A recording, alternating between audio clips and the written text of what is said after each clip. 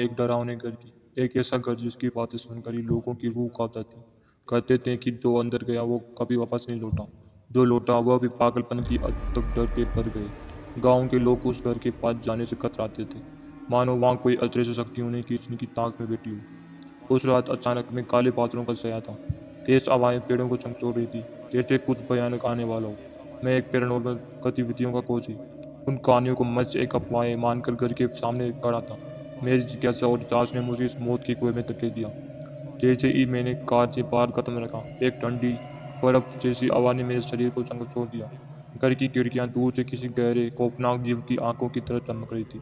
जो वो खामोशी, वो सन्नाटा मेरे भीतर एक अजीब सी बेचैनी पैदा कर रहा था। लेकिन मैंने अपने डर को पीछे धकेल दिया और घर की ओर कदम बढ़ाए। दरवाजे के पास पहुंचते ही मुझे अजीब सी सनसनाहट सुनाई देने लगी। ऐसा लगा जैसे कोई बहुत ही करीब खड़ा हो और मेरे कानों में सांसें ले रहा हूँ। मैंने दरवाजा खोला और तुरंत एक ठंडा सा झोंका मुझे अंदर खींचता हुआ महसूस हुआ। घर के अंदर का नजारा और भयानक था।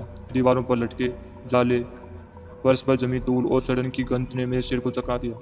मैंने खुद को संभालते हुए अंदर कदम रखा। हर कोने में अजीब अजीब सी आवाजें आ रही थी, मानो दीवारों खुद मुझसे बात कर रही हो। हवा में सड़न और खून की गंध घुली हुई थी। ऐसा महसूस हो रहा था जैसे किसी ने यहाँ एक समय में अत्याचार और दर्द की कहानी लिखी हो। जैसे ही मैं हॉल के अंदर गया, मेरी टॉर्च अचानक फ्लिप करने लगी। उसकी हल्की रोशनी दीवारों पर कुछ खून के धब्बे नजर आए। किसी अदृश्य ताकत की आहट मेरे चारों ओर गूंजने लगी। मुझे ऐसा लगने लगा कि मैं अकेला नहीं हूँ, कोई मेरी हरकत पर नजर रखे हुए। मेरे दिल की धड़कन इतनी तेज हो चुकी थी कि मुझे अपने कानों की उनकी गूंज सुनाई देने लगी। तभी अचानक मेरे पीछे का दरवाजा जोर से बंद हो गया।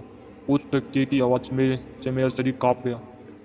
चारों ओर भयानक अंधेरा फैला गया था।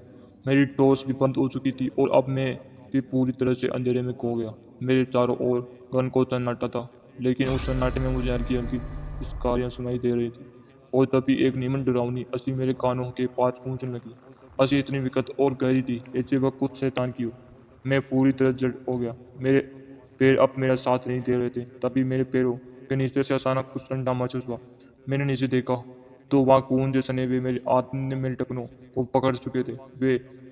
वो हाथ मुझे जमीन में खींचने लगे, जैसे ही मुझे जिंदा ही निकले की तैयारी में थे। मैंने खुद को छुड़ाने की कोशिश की और लेकिन वो हाथ इतने ठंडे और ताकतवर थे कि मैं एक कदम भी पीछे नहीं हट सका।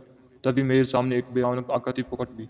उसकी आंखें आग जैसी चमक रही थी और उसके चेहरे पर एक शैतानी मुस्कान थी। वो धीरे धीरे मेरी ओर बढ़ी। उसकी हंसी इतनी भयानक थी कि मेरा शरीर पत्थर से जड़ हो गया।